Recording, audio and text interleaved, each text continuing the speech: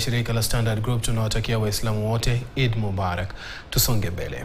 Kanisa la Kianglikani humu nchini limepinga vikali mswada wa fedha wa mwaka wa 2024. Askofu wa kanisa hilo John Mark akisema kuwa Wakenya hawana imani tena na wabunge katika kupiga msasa mswada huo. Askofu John Mark amesema haya wakati wa kutawazwa kwa Anthony Mambo kuwa askofu wa kanisa hilo jimbo la Nakuru.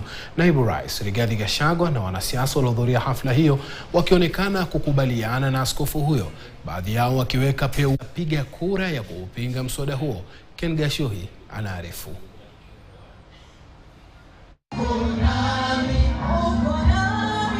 Naibu Rais Rigathi Gachagua kwa mara ya kwanza amezungumzia mswada wa fedha wa mwaka 2024, semi zake zikiashiria kuwa haungi mkono mswada huo. Gachagua alihudhuria kutawazwa kwa Anthony Mambo kama askofu wa kanisa la Kianglikana jimbo la Nakuru, akiandamana na mkewe Dorcas Gachagua na viongozi wengine serikalini.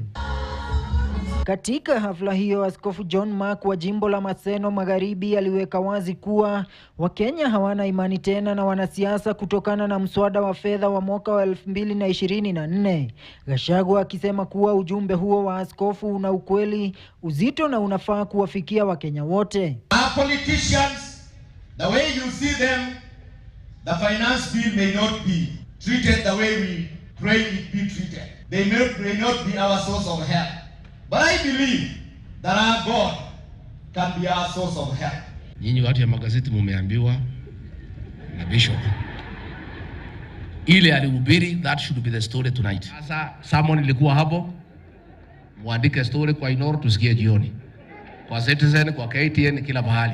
Kulingana na askofu huyo, viongozi wakuu serikalini wamepoteza mwelekeo, wakitumia wakati mwingi kurushiana cheche za kisiasa. Gachagua akisisitiza kuwa uongozi wa Kenya unahitaji maombi. Because the people to whom we look for leadership are not leading us. Instead of leading us, they are talking at each other. And that is not what Kenyans would want to hear. Nataka kuomba nyinyi yote wa Kristo, tuombee rais wetu apate hekima na ujasiri ya kuongoza nchi yetu, sana sana the economic transformation of this country. Pia mimi mnikumbuke, mnajua I'm a truthful and honest man. Pray for me that I continue being truthful and honest. Pia wanasiasa walioandamana na Gachagua walipinga mswada huo au kuonyesha dalili ya kutokuwa na msimamo dhabiti. Ikifika finance bill ya 2024, Your Excellency, mimi nataka kukuambia nikipiga no, ujue ni kwa sababu watu wamekataa, si mimi. Nitaenda huko Subukia Shrine kwenda kutafuta divine intervention, ndio siku ya Tuesday niweke uamuzi kulingana na mapenzi ya Mwenyezi Mungu.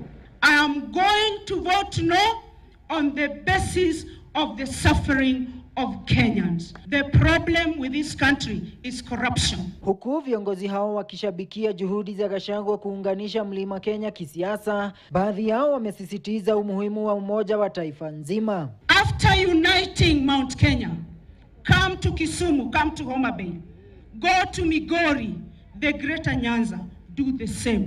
We are fully behind you. You have the required experience which is needed to run this country. Kwa hivyo ikifika wakati yako, Your Excellency, uwe na hakika ya kwamba sisi tuko nyuma yako. Ken Gashuhi, KTN News. Wasubiri kuyaona vile atakavyokuwa Jumanne majadiliano kuhusu